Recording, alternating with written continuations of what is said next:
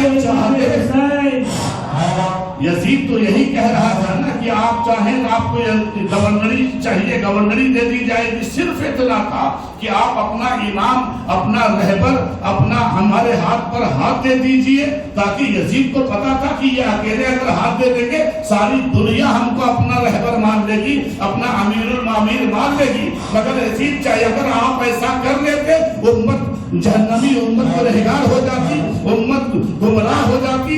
اس لیے نانا کے نواسے نے 6 مہینے کا لال دینا پسند کیا، جوان علی اکبر دینا پسند کیا.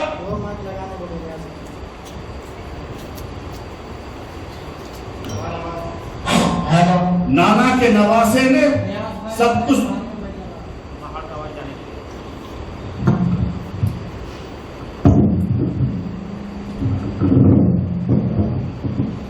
نانا کے نواسے نے سب کچھ دینا برداشت کیا، مگر اپنا ہاتھ یزید جیسے مردود نابیکار پلید کے ہاتھ پر اپنا ہاتھ نہیں دیا، اور امت کو سبق دیا کہ سب کچھ دیا جا سکتا ہے مگر ایمان نہیں دیا جا سکتا، عظمت نہیں دی جا سکتی. یزید پلید ہے اور وہ پلید ہی رہے گا. یہ آواز کس کا ہے؟ بہرحال نہیں چیزیں سب درود پاک پڑھی. اللہم صلی علی سیدنا و مولانا محمد وعلی آل سیدنا و مولانا محمد بارک وسلم. صلاۃ و سلام علیک یا رحمت للعالمین.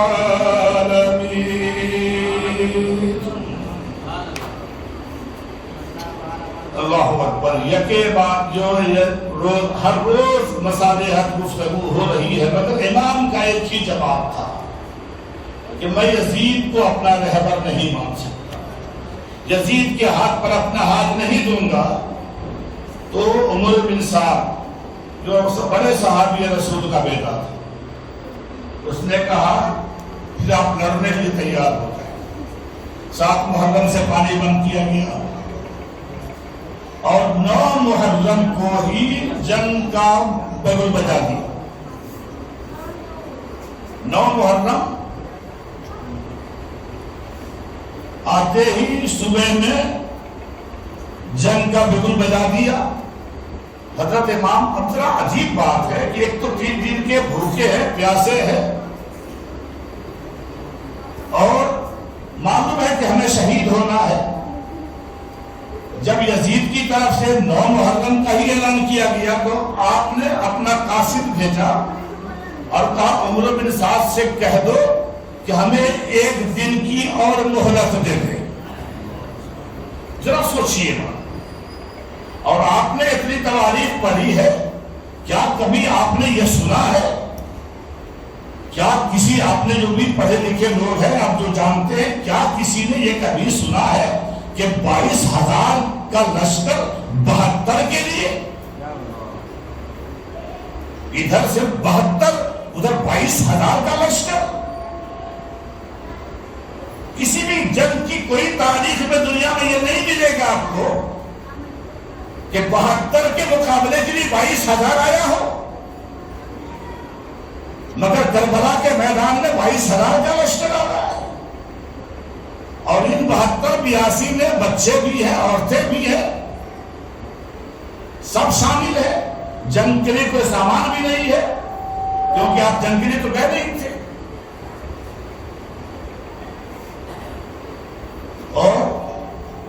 اور ایک بات بولیں گے، وہاں بھی ہم نے ہمیشہ بولا ہے، مسجد ہے، مسجد کا ادب بہت ضروری چیز ہے. مسجد میں سوائے بیمار اور بوڑھے آدمی کے سب کو ٹیپ لگا کے بیٹھنا منع ہے. مسئلہ جاننا چاہیے، برا نہیں ماننا چاہیے. یہ بے ادبی ہے. فرشتے ہوتے ہیں نا، ارے آپ کی جو محفل ہے آپ کو پتا ہے کہ اس میں کون کون ہوتے ہیں؟ کہا نہیں کہ جہاں ذکر حبیب ہوتا ہے خود خدا بھی قریب ہوتا ہے. ان کی محفل میں بیٹھنے والا آدمی خوش نصیب ہوتا ہے.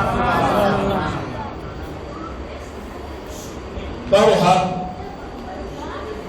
9 محرم کی بات جو اس نے بگل بجا دیا، امام نے اپنا آدمی بھیجا قاصد اور کہا کہ عمرو بن سعد سے کہہ دو کہ 1 دن کی اور ہمیں فرصت مہلت دے دے تاکہ میں 1 رات اور عبادت کر سکوں۔ کمال ہے، 1 دن کی اور مہلت کیوں؟ جبکہ 1 دن اور کیا بگڑ جائے گا آپ کو پتا ہے نا، کیونکہ پہلے 2 دن سے پانی نہیں ہے 7 محرم سے، 1 دن اور نکلے گا تو اور کمزور ہو جائیں گے۔ کمال ہے نا۔ تو عمرو بن سعد نے کہا کہ تو بہت اچھی بات ہے، اگر ان کو 1 دن اور چاہیے تو 1 دن دے دیں گے، کیونکہ اس کو الگ ڈھنگ سے سوچ رہا ہے، وہ یہ سوچ رہا ہے کہ 1 دن میں اور یہ کمزور ہوں گے، 1 دن کی بھوک اور پیاس ان کو اور مجبور کر دے گی اور کمزور کر دے گی، مگر انہیں کیا معلوم تھا کہ یہ 10ویں محرم چاہ رہے ہیں، اس لیے کہ زمین بنائی گئی 10ویں محرم، آسمان بنایا گیا 10ویں محرم، رات بنائی گئی 10ویں محرم، دن بنایا گیا 10ویں محرم، آدم علیہ السلام بنائے گئے، توبہ قبول ہوئی 10ویں محرم، یونس علیہ السلام مچھلی کے پیٹ سے نکالے گئے 10ویں محرم، ابراہیم علیہ السلام نمرود کی آگ سے بچائے گئے 10ویں محرم، موسیٰ علیہ السلام دریائے نیل سے بچائے، فرعون دریائے نیل میں غرق ہوا، موسیٰ کامیاب ہوئے 10ویں محرم، زمین بنائی گئی 10ویں محرم، آسمان بنایا گیا 10ویں محرم، 4 سورج بنائے گئے 10ویں محرم، قیامت ہوگی 10ویں محرم، نبی کا نواسہ شہید ہوگا 10ویں محرم۔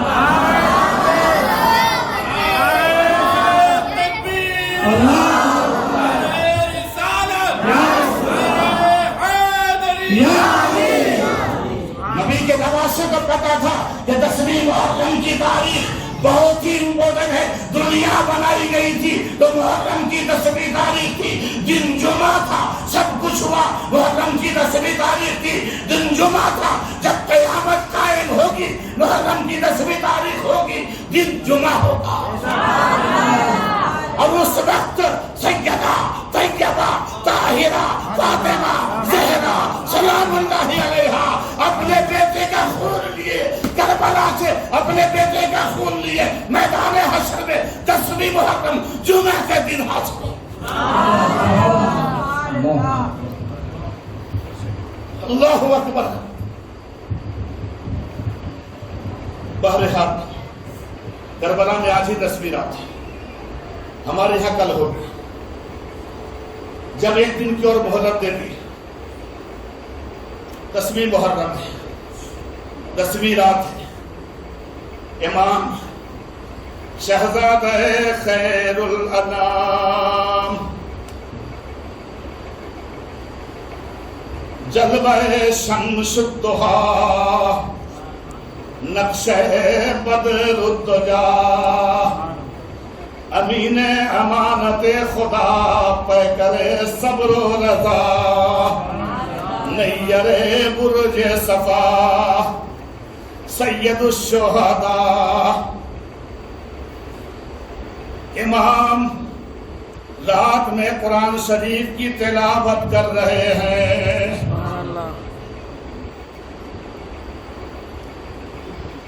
آخری رات ہے امام کی،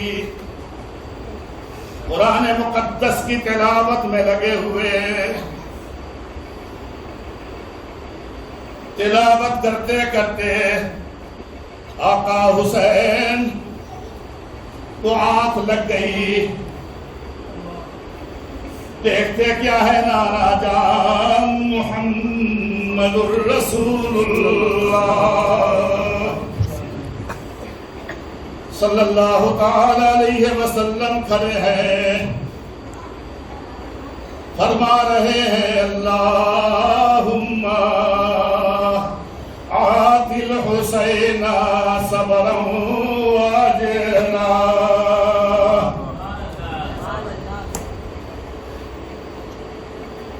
شہزادہ علی وقار نیند لگئی، آنکھ لگئی، دیکھتے نانا جان رسول اللہ حاضر ہے، دعا کر رہے اللہم آتی الحسین صبرا واجلا،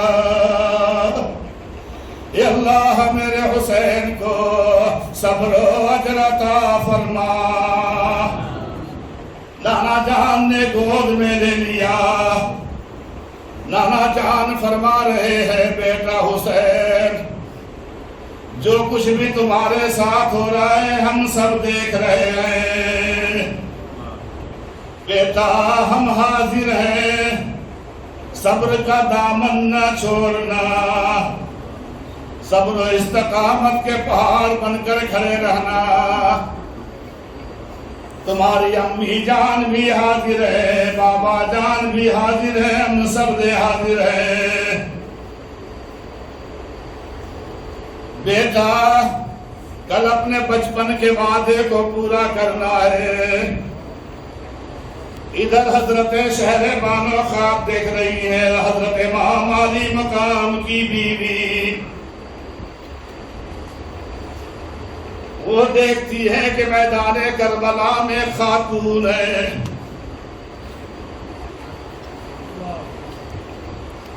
मैदान करबला में एक खातून है जो घूम रही है और अपने बालों से एक जगह को साफ कर रही है। शहरबानों ने कहा, आप कौन है, इस जगह को क्यों साफ कर रही है, क्या मामला है? आवाज आई कि कल मेरा बेटा लफ्ते जिगर हुसैन इसी जगह पे गिरेगा, मैं साफ कर रही हूँ, कहीं मेरे शहजादे के जिस्म में कोई कंकर न चुभ जाए।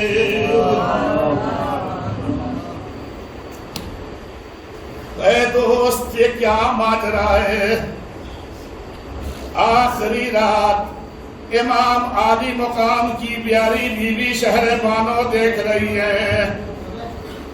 एक खातून करबला में सफाई कर रही है अपने बालों से और फरमा रही है कि कल मेरा शहजादा इसी जगह पर गिरेगा। ख्वाब से बेदार हुई, भागती हुई आई, या इब्ने रसूलुल्लाह, ए मेरे सर के ताज, या इमाम ये क्या मामला है? इमाम बरहक ने कहा, अभी अभी मैंने देखा है मेरे नाना जान हाजिर हैं। उन्होंने कहा, मैंने देखा है कि आपकी अम्मी, ये कौन खातून है? हजरत फारस इमाम आली मुकाम ने कहा कि शहर बानो तुम नहीं जानती, ये बिन्ते रसूल मेरी अम्मी जान सैयदा फातिमतुज़ ज़हरा सलामुल्लाहि अलैहा है।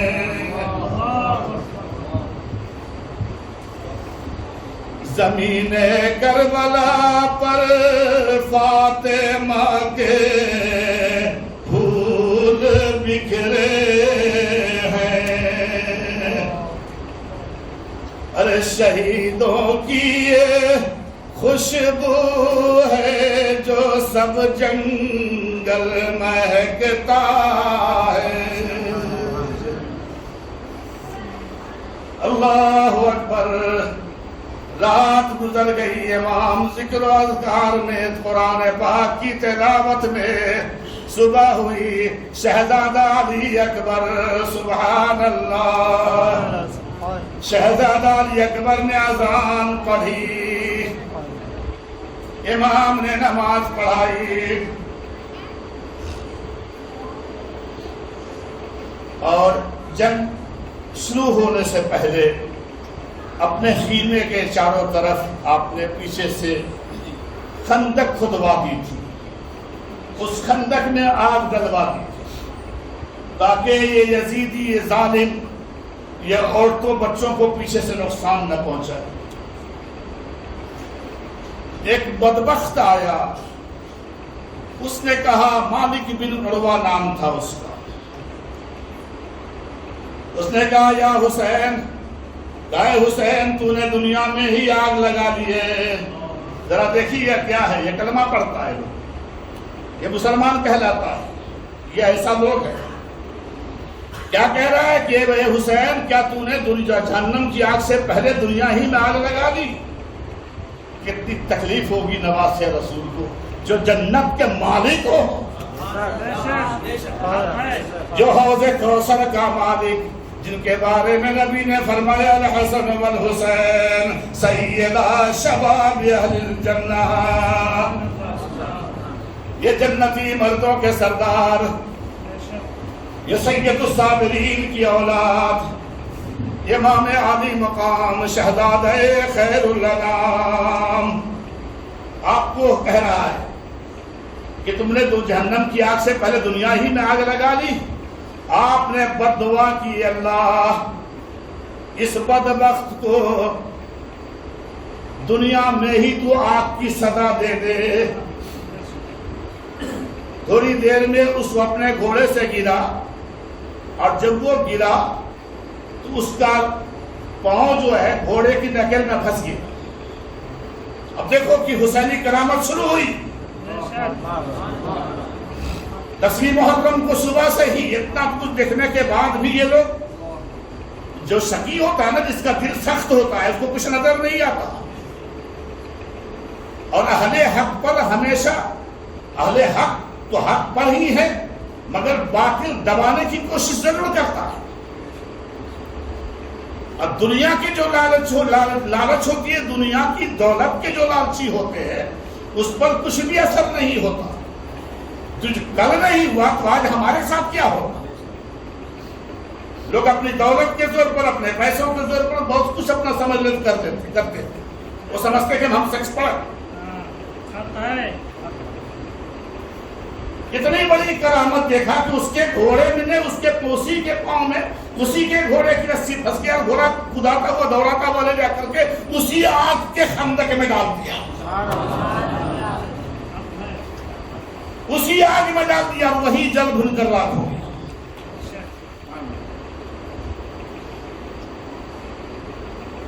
پھر ایک اور مزنی نام کا آیا.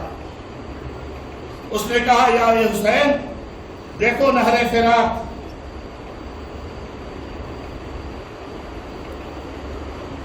نہر فرات پانی موجے مار رہا ہے مگر تمہارے لیے نہیں ہے. تانا دے جس کو، اور جس کے بیٹوں کا بیٹا ہندوستان کا راجا خواجہ معین الدین اگر قطب الدین کو بھیجے پیالہ لے کر اجمیر کی انا ساگر کے پاس اور کہے پانی تجھے خواجہ بلاتے ہیں،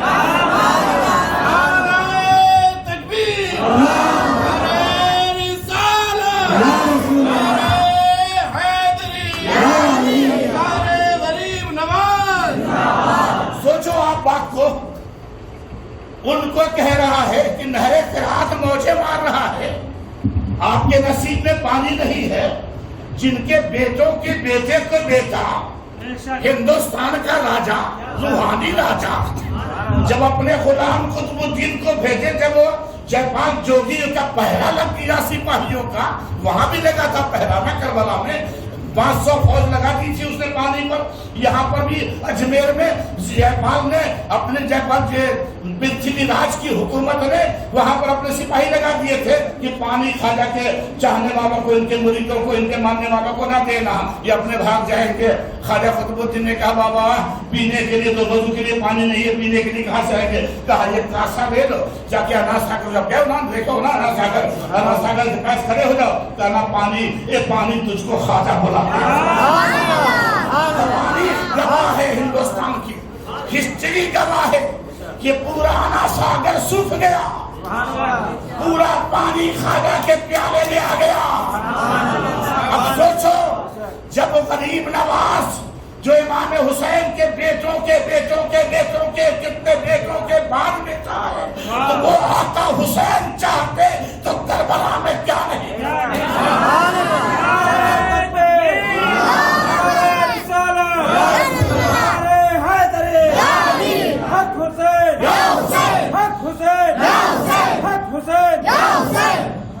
تو وہ اگر چاہتے تو کیا نہیں کر دیتے، مگر نانا کی امت کو جہنم سے نکال کر جنت میں لے جانا تھا.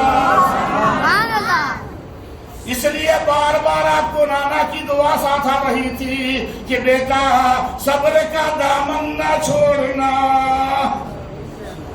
تو چاہتے تو نہر فرات بن جاتا، کیا نہیں ہوتا، کیا نہیں ہوتا. اللہ اکبر. اور ان کو تانا دے رہا ہے کہ حسین نہر فرات. تو آپ نے کہا اے اللہ اس کو پیاسا مار. ایک دم سے اس کا گھوڑا کودا اور وہ گرا اور گھوڑے کو پکڑنے کے لیے دوڑا تو اس قدر اس پر پیاس کی شدت ہوئی کہ پانی پانی کہتا تھا. اور جب لوگ اس کے پانی میں ڈالتے تھے تو پانی اس کے حلق سے نیچے نہیں اتر رہا تھا اور پانی پانی کہتا ہوا وہی مر گیا جنگ سے شروع ہونے سے پہلے. پانی پانی کہتے کہتے مر گیا. ایک اور مردود آیا, اس نے کہا حسین تمہیں رسول اللہ سے کیا نسبت بتائیے, کیا سمجھتے ہیں یہ لوگ؟ خود کو مسلمان کہتا ہے منافق. کس کو کہہ رہا ہے؟ کہہ رہا ہے حسین تم کو نبی سے کیا نسبت؟ نسبت تو ہمیں کہ ہم ان کا کلمہ پڑھتے, اس کے دماغ میں یہی رہا ہوگا نا کہ تمہیں اور رسول اللہ سے کیا نسبت. کیا ہوا؟ امام کا سینہ شک ہو گیا, آپ کے سینے پر بڑی گہری چوٹ لگی. نانا جان کے بارے میں کہہ رہا ہے کہ تم کو اپنے پیارے نبی سے کیا نسبت. آپ نے کہا مولا اس مردود کو تو ذلیل کر کے مار. پھر تھوڑی دیر میں اس کو رفع حاجت ہوئی, ٹوائلٹ گیا, جنگ جھاڑی میں بیٹھا. وہاں ایک بچھو نے اس کو کاٹا جو ننگے بدن تھا. بچھو نے کاٹا, بس ایسی اس کے اندر ایسی پریشانی محسوس ہوئی اس کو کہ وہ اسی عالم میں ننگی حالت میں بھاگتا پھرتا تھا اور یہ نجاست میں لت پت ہوتے ہوتے وہی جا کے وہ بھی مر گیا اور ڈھیر ہو گیا. اتنی ساری کرامتیں دیکھنے کے بعد ان کے دلوں پر کچھ نہیں اثر ہوا. اللہ اکبر.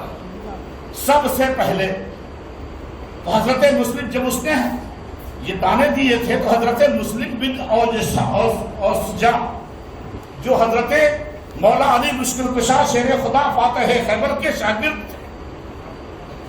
آپ نے کہا امام سے کہ حضرت امام آپ حکم دیں ہم تیر چلائیں اس مردود پر.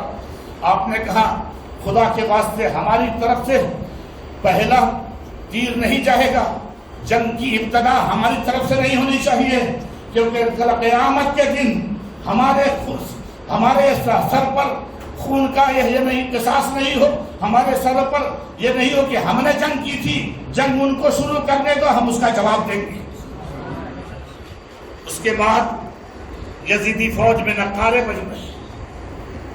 سب سے پہلے جو امام علی مقام کے دشمنوں کی طرف سے جو شخص آیا تھا وہ عبید اللہ ابن زیاد جو گورنر تھا کوفے کا, اس مردود کا غلام جس کا ایک کا نام یسار تھا اور ایک کا نام سالم تھا. سب سے پہلے یزیدیوں کی طرف سے لڑنے کے لیے یسار آیا اور سالم.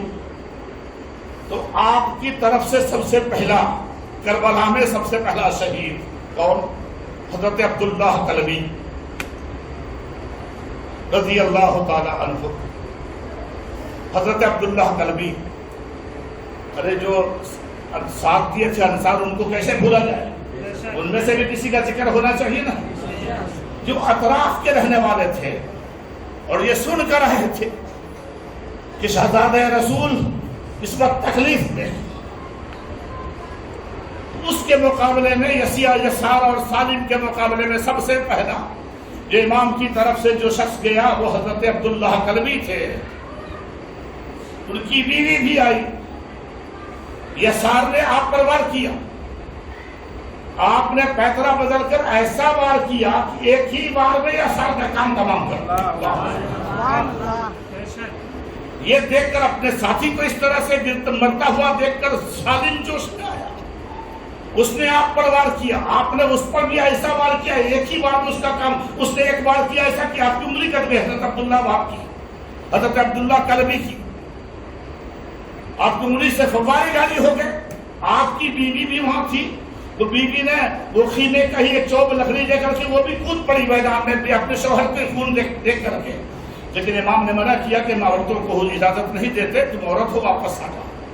اور خوب جوش جہاد اپنے شوہر کو. آج ہم نے بھی سبق ہے کہ اگر ایسا وقت آئے ہمارے بچے ہماری بیویاں ہمیں پیچھے کھینچے کہ آگے بڑھائیں.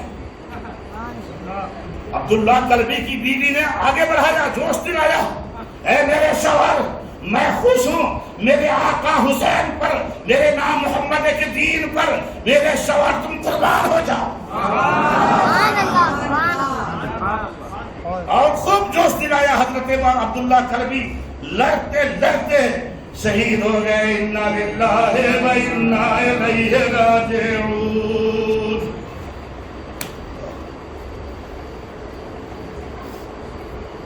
پھر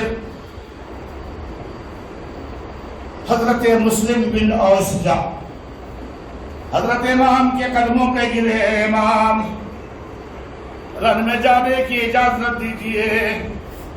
امام نے اجازت دی. حضرت مولا علی مشکل کشا کے شاگرد ہیں, محب اہل بیت ہے. آپ تشریف لے گئے. بڑا مغرور پہلوان, ایک بڑا مغرور شخص آپ کے مقابلے میں آیا. ایسا پہلوان تھا جو کافی لوگوں کے لیے اکیلا کافی ہوا کرتا تھا. گھمنڈ اور ڈنگے مارتا ہوا آیا, مگر شیر خدا کا شاگرد, خدا کے شیر کا شاگرد, مولا علی مشکل کشا کا شاگرد, فاتح خیبر کا شاگرد.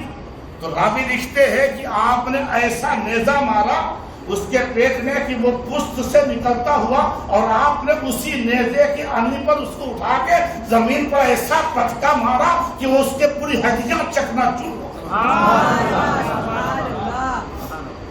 کوہرام مچا دیا اس شخص نے, حضرت مسلم بن اوسجا نے. یہاں تک کہ محکم بن طفیل یہ بھی آیا اور آپ نے اس کو بھی ختم کر دیا, بڑے بڑے صلباؤں کو. پھر چاروں طرف سے گھیر دیا گیا. پھر آپ بھی شہید ہو گئے. انا للہ و انا الیہ راجعون. پھر حضرت وہب بن عبداللہ کلبی, وہ عبداللہ کلبی تھے, یہ وہب بن عبداللہ کلبی بڑے حسین بڑے خوبصورت. صرف 17 دن ہوا تھا شادی کو. اللہ اکبر. آپ کی والدہ نے کہا بیٹا, اطراف کے تھے یہ بھی, معلوم ہوا کہ کربلا میں نواز رسول تشریف لائے ہیں اور ظالموں نے گھیر رکھا ہے. تو بے ماں نے کہا تھا میرے بیٹے میرے دودھ سے جو تیرے جسم میں خون بنا ہے تو میرے آقا ہو, میرے آقا نبی کے نواسے پر اپنے خون کو قربان کر دے. ابھی 17 ہی دن ہوئے ہیں شادی کے, ابھی شب عروسی سے ہی نکلے. حضرت وہب بن عبداللہ کلبی سلام ہو آپ پر, بڑے حسین بڑے خوبصورت. امی نے کہا کہ اگر تم میری خوشی چاہتے ہو تو میری مغفرت کا سامان تیار کرو, اپنے ہمارے آقا محمد کے نواسے پر قربان ہو جاؤ. وہ بھی کربلا میں موجود ہے اور صخرہ روز کی دلہن بھی ساتھ ہے. وہ دلہن بھی کیا خوش نصیب. حضرت وہب بن عبداللہ کلبی آگے بڑھے, بڑے بڑے بہادروں سے مقابلہ ہوا. پھر ماں کے قدموں میں آئے. کہا امی جان تم خوش ہو کہ نہیں؟ کہا بیٹا ابھی میں پورے طور پر خوش نہیں ہوں گی, جب تم جا کے شہید ہو جاؤ گے تب میں پوری خوش رہوں. یہ تھی وہ ایمان والی عورتیں اپنے بیٹے کو کس طرح بھیج رہی ہے. اور جب حضرت وہب بن عبداللہ کلبی واپس گئے اور مارتے دھاڑتے آپ بھی شہید ہو گئے. انا للہ و انا الیہ راجعون. پھر کیا ہوا؟ آپ کی بیوی جو 17 روز کی دلہن تھی جا کر اپنے شوہر کو گود میں لیا, اپنے شوہر کے سر کٹے ہوئے سر کو گود میں لیا اور ایک آہ کھینچی. قدرت نے فیصلہ کیا, ان کی بھی روح نکل گئی. انا للہ و انا الیہ راجعون. اللہ اکبر, سبحان اللہ. یہ لوگ ہیں میرے دوست کہ کربلا کا منظر اب کون ہے سامنے؟ وہی جو آپ نے کل سنا نا، 1000 سپاہی لے کر گھیرنے آیا تھا، 1000 سپاہی لے کر ہور جو آیا تھا گھیرنے، راستہ جو روک کے کھڑا تھا۔ اب جناب ہور کی حالت یہ ہے کہ وہ بڑے کشمکش میں ہے، کرے کیا؟ اب تک یزیدی فوج کی طرف ہے۔ تو ہر نے ایک بار پھر اس فوج کے کمانڈر عمر بن سعد سے کہا، کیا تم واقعی ابن رسول اللہ کو قتل کرو گے؟ تو اس کو اب تک یقین نہیں تھا۔ تو عمر بن سعد نے کہا کہ ہاں، ہم انہیں بھی قتل کریں گے، ان کے گھر والوں کو بھی قتل کر دیں گے۔ کہا تم اتنے ظالم کیسے ہو؟ ہمیں یہ یقین نہیں تھا کہ نوبت یہاں تک پہنچے۔ حضرت ہر کے بھائی مصعب بن یزید ریاحی وہ بھی ساتھ ہے، ساتھ میں تو کہہ رہے کہ بھائی آپ اتنے بڑے جنگجو، اتنے بڑے بہادر، اتنے بڑے سرما، بڑی بڑی جنگوں میں ہم نے آپ کو دیکھا ہے، مگر اس طرح سے پریشانی ہم نے نہیں دیکھی کہ آج آپ پریشان کیوں ہیں؟ کیا گھبرا گئے، ڈر گئے؟ تو جناب ہر نے اپنے بھائی سے کہا میں کیا کروں، میرے ایک طرف جنت ہے، ایک طرف دوزخ ہے، میں بیچ میں کھڑا ہوں۔ ایک طرف میں دیکھ رہا ہوں کہ یزید کی سلطنت ہے، میرا بہت سارا انعام و اکرام ہے، اور دوسری طرف دیکھ رہا ہوں کہ جنت الفردوس سجی ہوئی ہے۔ میں نہیں جانتا تھا کہ یہ اتنے اس حد تک یہ معاملہ پہنچے گا۔ اور جناب ہر اپنے بات کرتے کرتے اپنے بھائی سے اپنے گھوڑے کو خدا کر کے امام کی خدمت میں تشریف لے آئے۔ یہ نعرہ ان کا تھا جس وقت فوج شام سے نکلا کہ دیکھو یوں نکلتے ہیں جہنم سے خدا والے،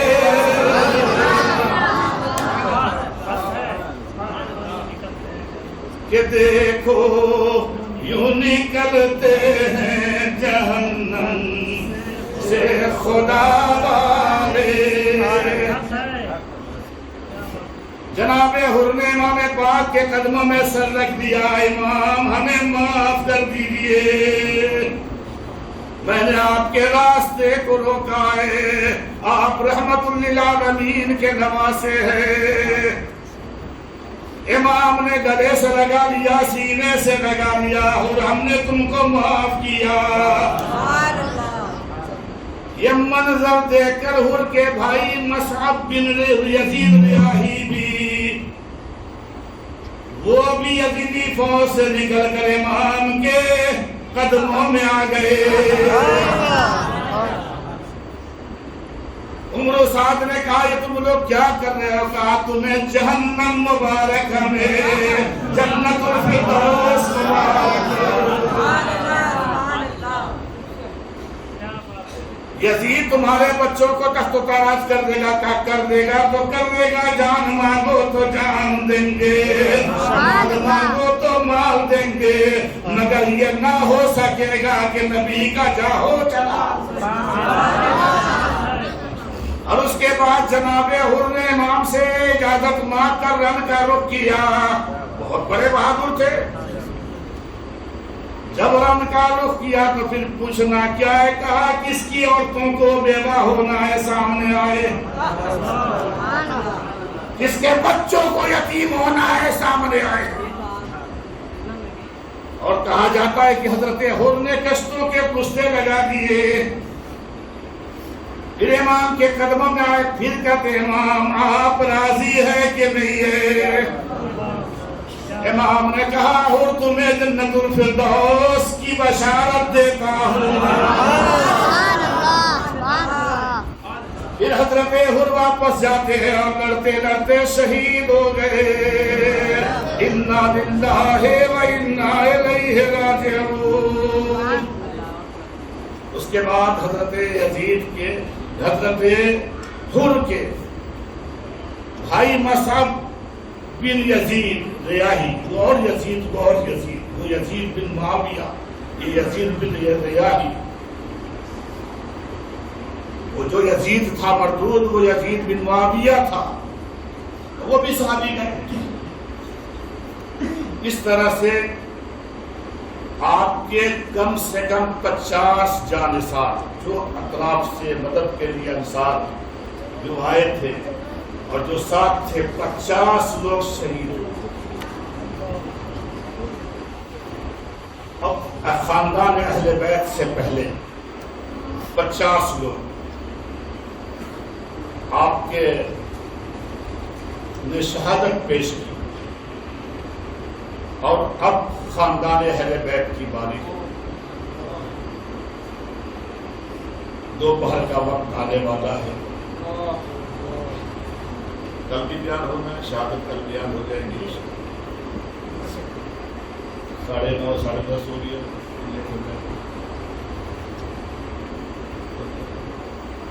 کل پریشان کیا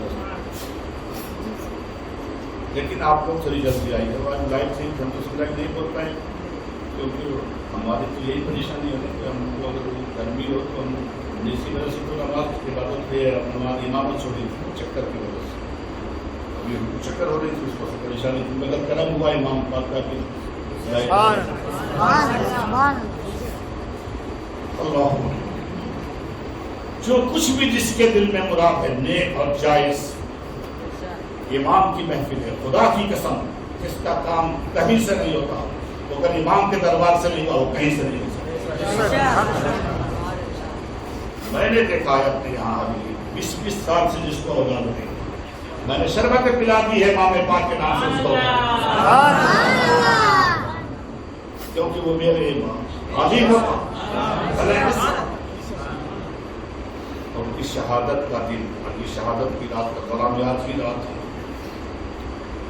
جو مانگنا ہے مانگ لو، دربار عام ہے، بگڑی ہوئی بنانا اسی در کا، جس کو ملا جو بھی ملا انہی سے ملا، بڑھتی ہے کونین میں نعمت رسول۔ اللہ تعالیٰ سے دعا ہے اللہ اپنے محبوب کے صدقے میں ہماری آپ کی سب کی جائز اور نیک مرادوں کو پوری فرمائے۔ امام پاک کے صدقے میں اس مسجد کو، یہاں کے لوگوں کو، تمام جو آئے ہیں سبوں کو پورے بھلے خوب آباد ہیں، اور محبت اہل بیت سے ہم سب کو مالا مال کریں۔ اہل بیت کی محبت پر اب سنتے آ رہے حضرت امام شافعی رحمۃ اللہ علیہ کیا کہتے ہیں؟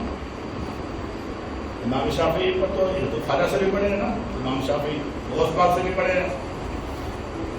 امام شافعی کہتے ہیں یا اہل بیت رسول اللہ حبکم، کیا سمجھا؟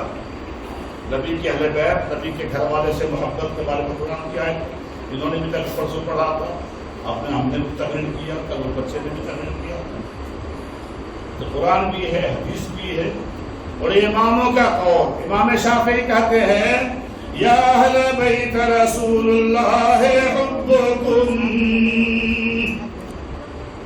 فرض من اللہ فی القرآن انزلہ، اے رسول اللہ کے گھر والے، آپ کی محبت تو اللہ کی طرف سے فرض ہے، اور اس کا حکم تو قرآن میں نازل ہوا ہے۔ امام شافعی کہہ رہے کوئی ہے امام شافعی پر فتویٰ لگائے گا؟ کیوں؟ اس لیے کہ انما یرید اللہ لیذھب عنکم الرجس اہل البیت ویطہرکم تطہیرا الا المودۃ فی القربى۔ حضرت امام شافعی کہتے ہیں لو کان یا اہل بیت رسول اللہ حبکم، یہ رسول اللہ کی اہل بیت، یہ گھر والے رسول اللہ کے، آپ کی محبت اللہ کی طرف سے فرض ہے، اور اس کا حکم قرآن میں نازل ہوا ہے، تو اتنی محبت کرتے تھے اہل بیت، سب کو معلوم ہے۔ تو لوگوں میں کیا ہو گیا کہ حضرت امام شافعی کو لوگ رافضی کہنا شروع کر دیا، یہ تو رافضی ہے، شیعہ، معلوم ہے۔ جو آپ نے آپ کو رافضی کہنا شروع کیا، پر الزام لگا دیا، بدنام کرنا شروع کیا، تو آپ نے کیا کہا؟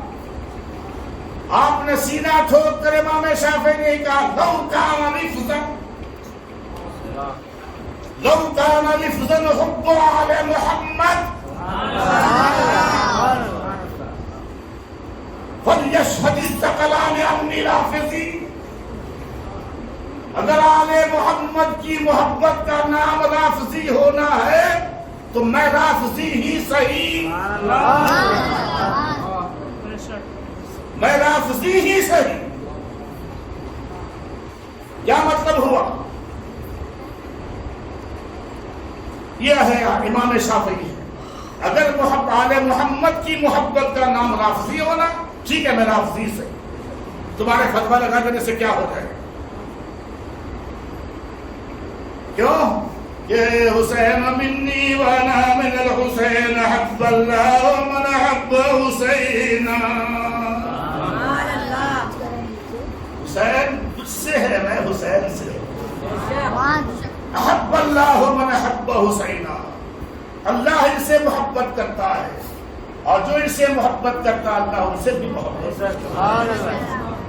اور ان کی محبت قیامت ہمیشہ کے لیے، کیونکہ جنت کے سردار تو یہی ہے. آئیے صلاۃ و سلام علیہ